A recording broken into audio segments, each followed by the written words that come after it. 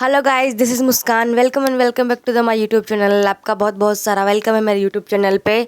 First of all thank you for clicking this video and being here. I hope कि आप सब बहुत अच्छे होंगे, आपकी पढ़ाई भी बहुत अच्छे तरीके से चल रही होगी। तो आज सबसे पहले मैंने कुछ मेरे पास करंट अफेयर के नोट्स मतलब कहीं से PDF टेलीग्राम पे मेरे को मिला है, तो मैं उस 5-6 पेजेस का है एटलीस्ट। तो प्रिंट आउट निकलवाने से अच्छा है कि मैंने सोचा कि मैं उसे लिख लूँ। लिखने से क्या होगा कि थोड़ा लंबे टाइम तक मेरी मेमोरी में स्टोर करेगा वो, और फिर मैं 1-2 बार और पढ़ लूँगी, तो ऐसे वो मुझे अच्छे तरीके से याद हो जाएगा।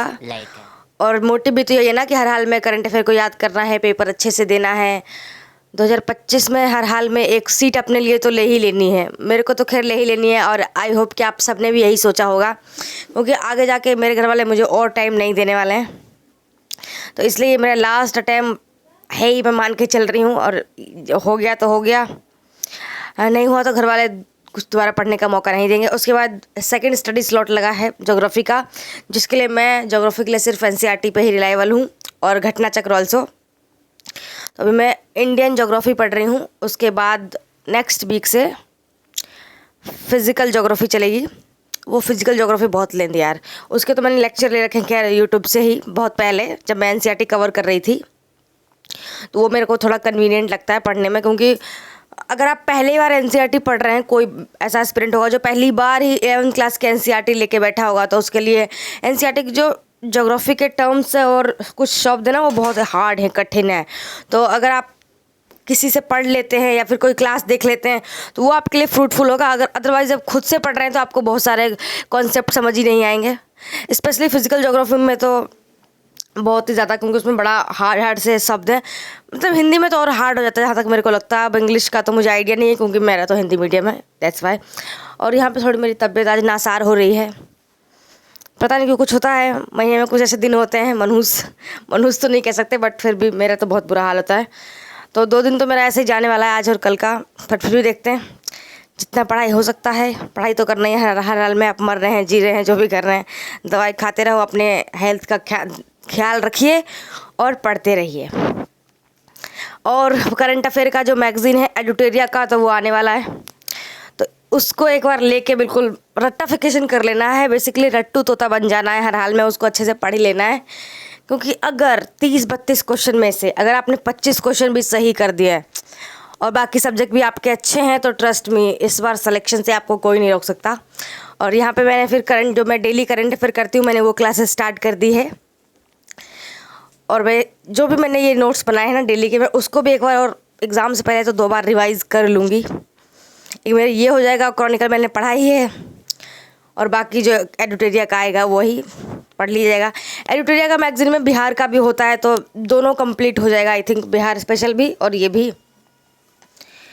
और आई होप आप सबों ने बजट कर लिया होगा, बजट, इकोनॉमिक सर्वे, यूनियन का भी और बिहार का भी, क्योंकि दोनों ही बहुत इंपॉर्टेंट है और हर हाल में करना ही पड़ेगा। उससे भी बहुत सारे क्वेश्चंस आते हैं, पूरा याद रखना पड़ेगा सब कुछ। और यहाँ पे मेरा बिल्कुल मन नहीं हो रहा है पढ़ने का। मैं अपने मन को मना रही हूँ कि मुस्कान बेटा पढ़ ले पढ़ ले पढ़ ले, बट ये मेरा जो पेट दर्द हो रहा है वो बहुत एक्सट्रीम लेवल का हो रहा है। तो इसलिए मैं देखती हूँ कब तक ये थोड़ा थम जाए, तब फिर पढ़ा जाए। और अगर नहीं थमेगा फिर घर चला जाए, क्योंकि फिर फालतू में बैठ के टाइम बर्बाद करने का ऐसा कुछ फ़ायदा है नहीं। तो अपने मैंने मूड को अपलिफ्ट करने के लिए ये मैं अपनी फेवरेट चॉकलेट खा रही हूँ। थोड़ा मुझे डार्क चॉकलेट ही पसंद है बेसिकली, डेयरी मिल्क और इन सबसे, इससे बहुत मीठा लगता है मेरे को। और यहाँ पे मेरी सखियाँ आई थी, बोलती चल चाय पी लेंगे। ये बहुत चाय के लिए बोलती रहती है, समटाइम तो मैं मना भी नहीं करती हूँ, भावनाओं में बह जाती हूँ चाय के लिए मैं, क्योंकि मुझे चाय बहुत पसंद है। और किसी को भी मेरे से कोई क्वेश्चन पूछना है स्टडी रिलेटेड, तो वो मेरे को टेलीग्राम पे मैसेज कर सकता है। अगर मुझे वो पता होगा, मेरे को वो आता होगा, तो मैं बिल्कुल रिप्लाई करूँगी। और अगर मुझे नहीं आता होगा तो मैं कैसे रिप्लाई कर पाऊँगी।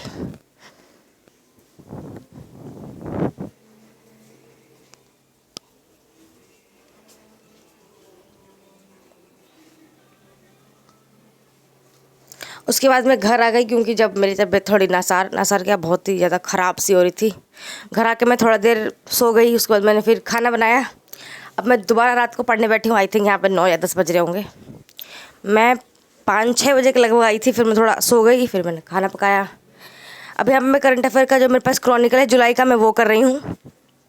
मतलब बेसिकली मैंने एक बार उसको ख़त्म कर दिया, अब मैं दोबारा रिवाइज़ कर रही हूँ उसको, क्योंकि करंट अफेयर को एक बार पढ़ के कुछ भी नहीं होता है। और मैं तो इस बार ऐसे करंट अफेयर को मैंने पकड़ रखा है ना, क्योंकि मुझे पता है मेरा करंट अफेयर बहुत बेड़ा गर्क करने वाला है। और उसके बाद फिर मैंने थोड़ा सा चाय बनाया, मुझे चाय पी फील अच्छा होगा, क्योंकि अभी भी मेरा थोड़ा पेट दर्द हो ही रहा है, तो वो अच्छे तरीके से हो जाए। उसके बाद फिर दोबारा दूसरा स्टडी स्लॉट लगाएंगे,